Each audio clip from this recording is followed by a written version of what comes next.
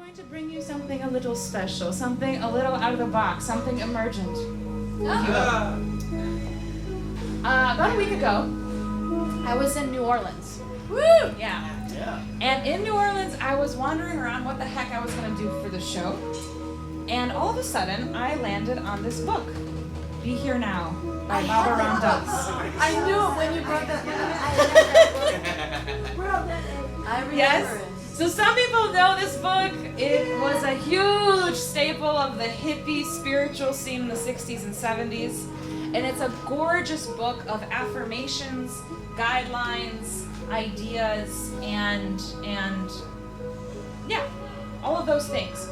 For spirituality, for pranayama, for attaining a higher self, for achieving consciousness of some sort, for being present and aware. What we're going to do today is we're going to dive into this book, and I'm going to do oracle readings for you all, whoever wants one, by performing random passages through this book. I don't know what I'm going to read today. We're going to find out together.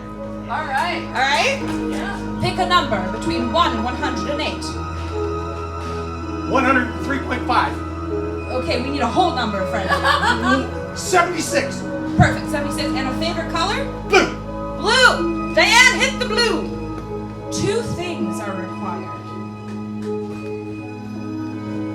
Vairagya, the falling away of worldliness.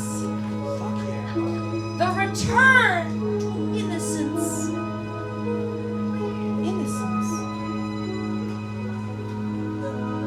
That means you're starting to have enough of all of that. You see that everything you're going to experience through your senses, and everything you're going to know through your thinking mind is going to be enough. It's going to be enough. Yeah! And worldly things appear to look like dross Dross. instead of gold. They are dross. They're just dross. They are dross. They're just dross. Not totally, though. It begins to happen that it's falling away. My teacher said the veil falls away like the skin of a snake. The ego thins like clouds.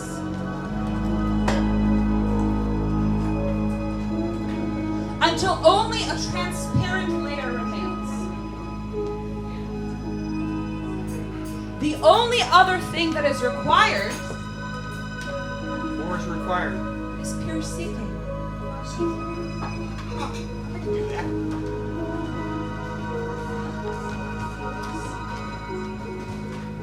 There is as much faith in you as there is here in this very moment.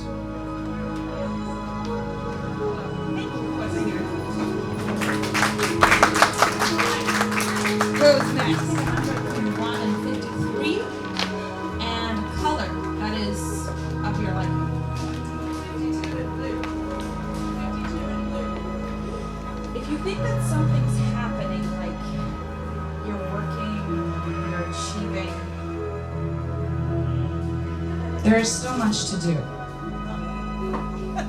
Don't tell her that. All of that is just the pendant in the ear of the Divine Mother.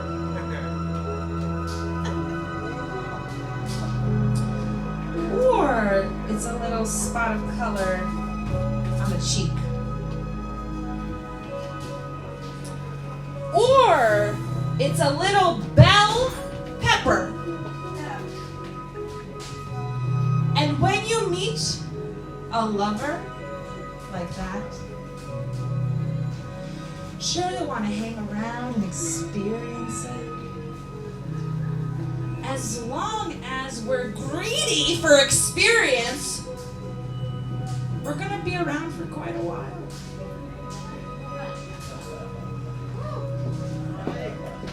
Thank you.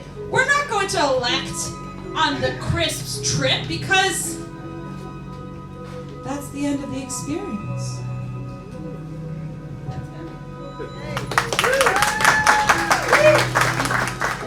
experience you had is psychotic.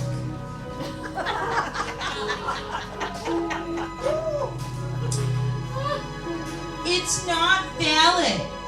You're not hallucinating. What do you mean you're not God?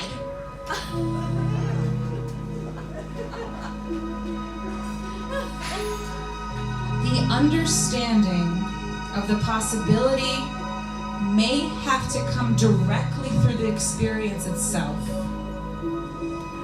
Or we may have to come to you through inference, through your intellect. It may have to come through inference or your intellect. You may have reasoned and reasoned until you saw the peculiar position that the rational mind gave to you. Something else, although you have not experienced it yet, you've just inferenced it. It doesn't quite make sense. Right? No, it doesn't. You haven't experienced it directly, but you figure there must be something else, something there. No. And then you read all the writings and the Bibles and the scriptures and the parchments and on and on and on, and the mysteries of the world, and you try to solve them. And you say, well, they can't all be nuts.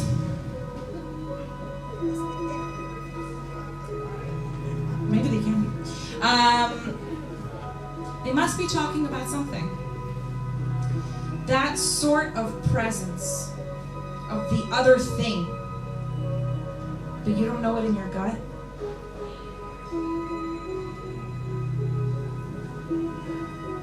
And that's a tough one to be in that position.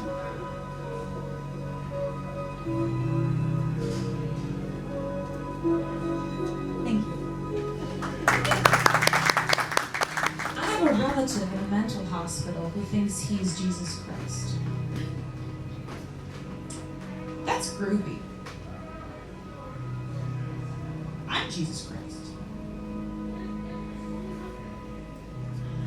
But he thinks he's Jesus Christ because it happened to him, and he took his ego with him, and he says, I'm special.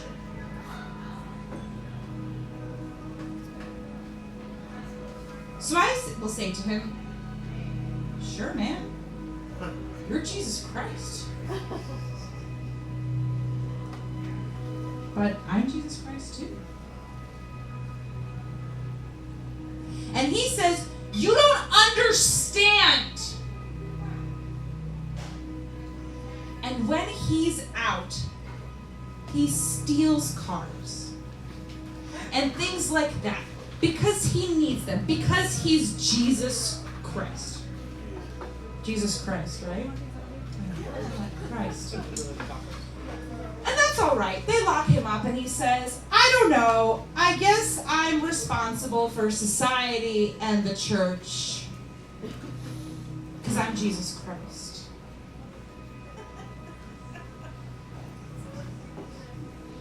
So then they put me in the mental hospital. You're free. You've got a beard. You can wear a dress.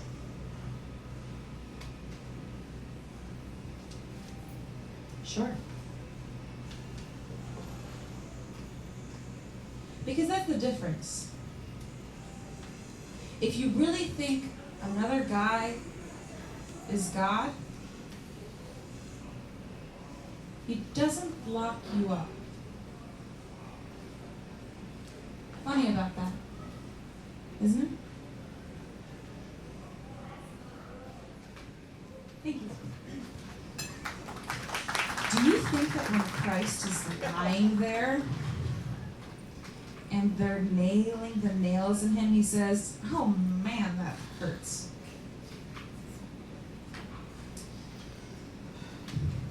He's probably looking at the guy who's doing that with absolute compassion.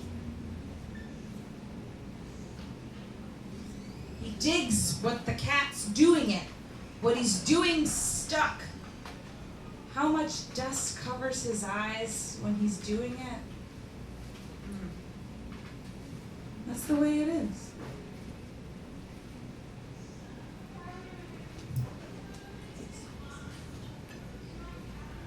He said the night before, well, tomorrow's the big trip. Yeah, right. These are the nails. Wow, look at that. Look at those nails. Once you know that pleasure and pain and loss and gain, fame and shame are all the same, then they're all just happen.